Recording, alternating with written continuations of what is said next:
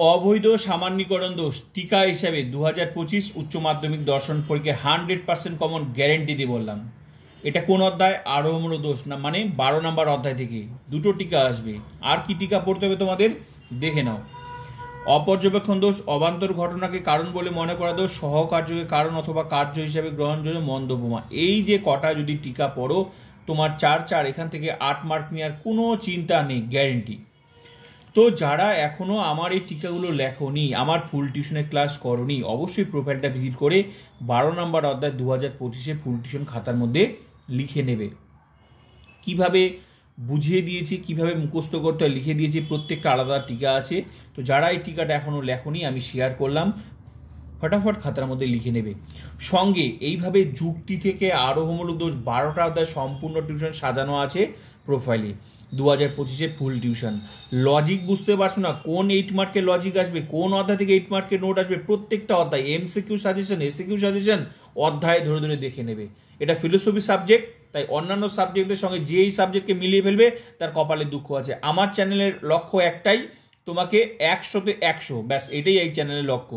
শুধু পাস করানোর টার্গেট এই চ্যানেল নয়, ঠিক আছে? পাস তো তুমি এমনি করে যাবে, যদি তোমার 100তে 100 দরকার হয় অবশ্যই আমার চ্যানেলে ফুল টিউশনটা দেখে যাবে। যা লিখে দিয়েছি তার বাড়ি একটাও প্রশ্ন আসবে না, মিলিয়ে নাও, তোমার সামনে পুরো টিউশনটা পড়ে আছে প্রোফাইলে। তো চলো অবৈধ সামান্যীকরণ দোষ দেখে নাও।